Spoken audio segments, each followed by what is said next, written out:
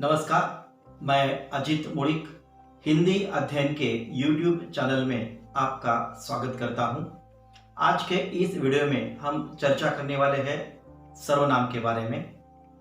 शब्द भेद के जो 8 प्रकार है, इनमें संज्ञा, सर्वनाम, विशेषण और क्रिया, यह 4 प्रकार विकारी शब्द भेद कहलाते हैं। इनको हम सव्यय भी कहते हैं।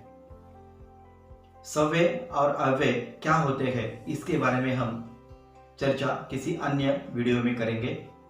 आज हम इन 4 विकारी भेदों में से दूसरा प्रकार, जिसे हम सर्वनाम कहते हैं, इसके बारे में चर्चा करने वाले हैं। सर्वनाम किसे कहते हैं?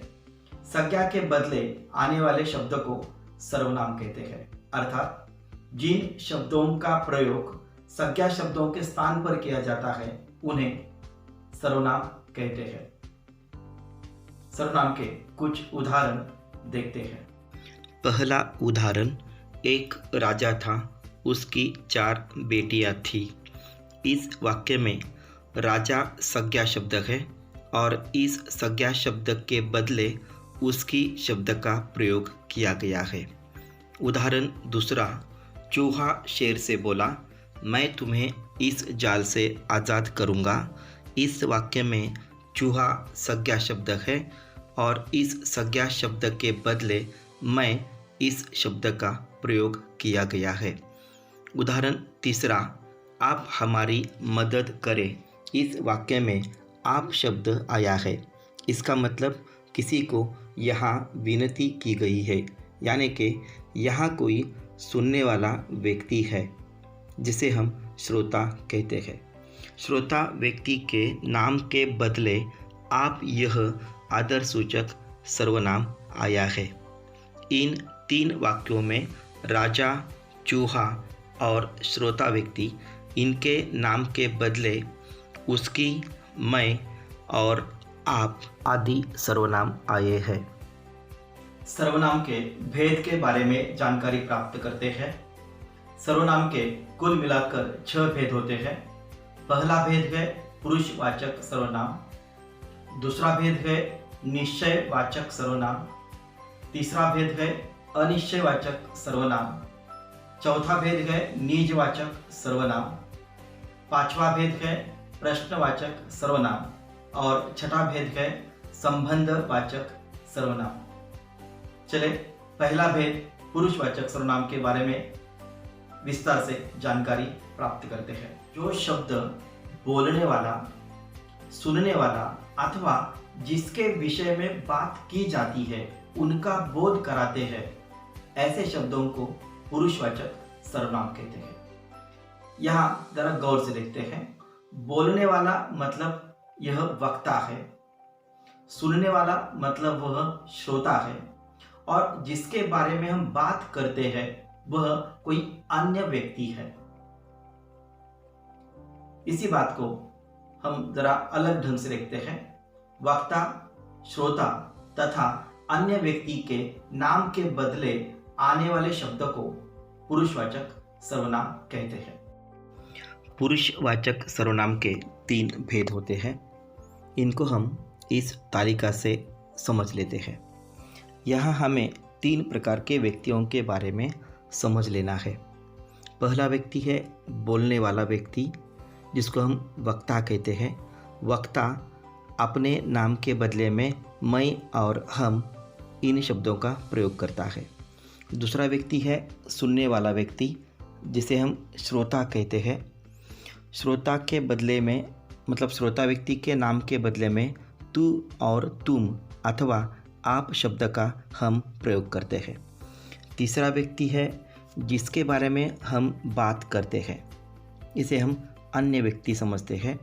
इस अन्य व्यक्ति के नाम के बदले में यह, वह अथवा ये, वे आदि शब्दों का हम प्रयोग करते हैं।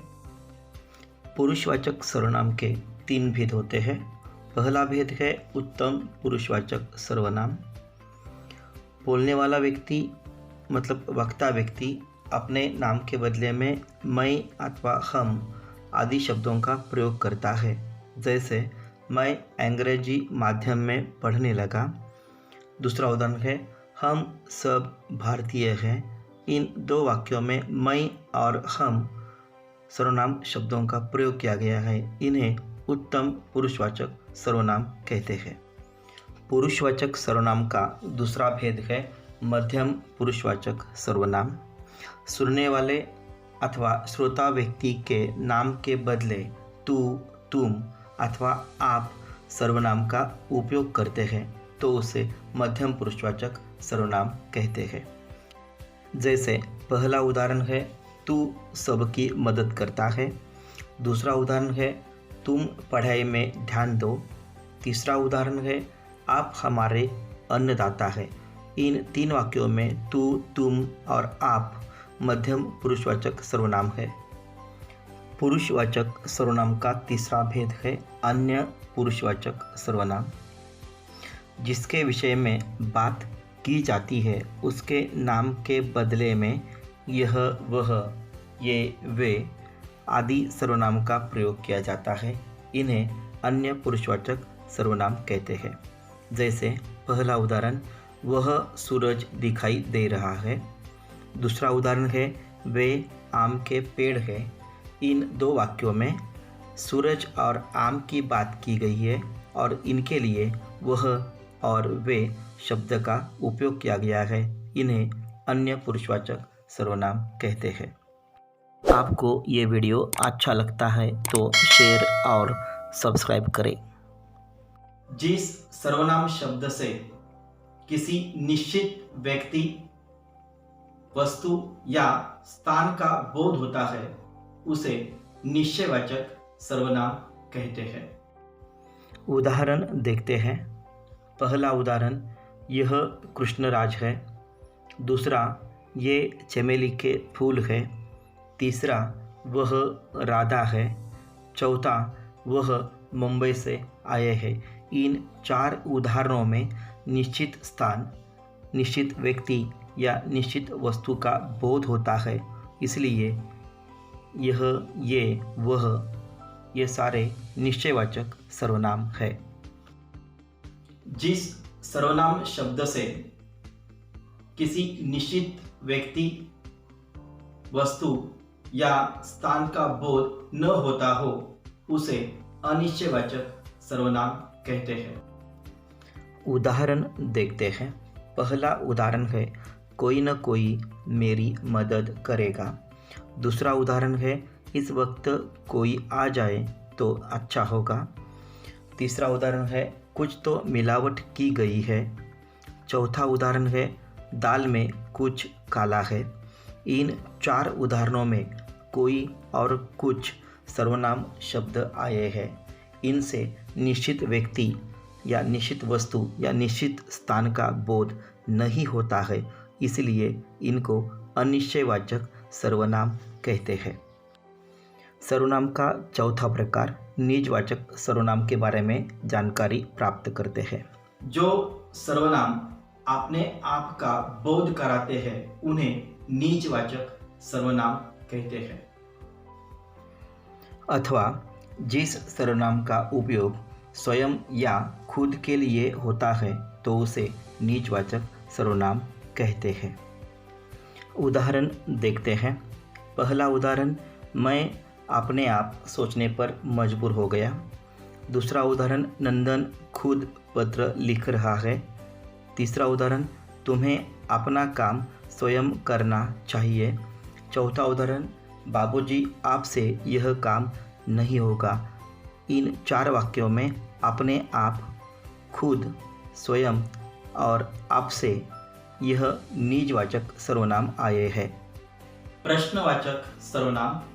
जो सर्वनाम शब्द किसी प्रश्न का बोध कराते हैं उसे प्रश्नवाचक सर्वनाम कहते हैं। मतलब किसी व्यक्ति या वस्तु के बारे में प्रश्न पूछने के लिए जिस सर्वनाम का प्रयोग होता है उसे प्रश्नवाचक सर्वनाम कहते हैं। उदाहरण देखते हैं। पहला उदाहरण आप क्या कर रहे हैं। दूसरा उदाहरण वे वहाँ क्या करते हैं। तीसरा उदाहरण आज के हमारे मेहमान कौन है। चौथा उदाहरण, वह गांव क्यों गया था। पांचवा उदाहरण, छोटू किसके साथ घर आया। इन 5 वाक्यों में क्या, कौन, क्यों और किसके यह शब्द सर्वनाम शब्द है और वह प्रश्न का बोध कराते हैं, इसलिए उन्हें प्रश्नवाचक सर्वनाम कहते हैं। जो शब्द संज्ञा या सर्वनाम का किसी अन्य संज्ञा या सर्वनाम शब्द के साथ संबंध स्पष्ट करते हैं उन्हें संबंधवाचक सर्वनाम कहते हैं। उदाहरण देखते हैं। पहला उदाहरण, जो जैसा करेगा वह वैसा भरेगा। दूसरा उदाहरण, जो जीतेगा उसे इनाम मिलेगा। तीसरा उदाहरण, जो बीज बोएगा सो फल पाएगा। चौथा उदाहरण, जिसे देखें वह सारे खुश हैं। पांचवा उदाहरण, जो हर रोज पढ़ाई करेगा सो सफलता प्राप्त करेगा। इन 5 उदाहरणों में जो, वह, सो, उसे, जो, सो, जिसे, वह, जो, सो आदि शब्दों में संबंध सूचित होता है, इसलिए उन्हें संबंध सूचक सर्वनाम कहते हैं।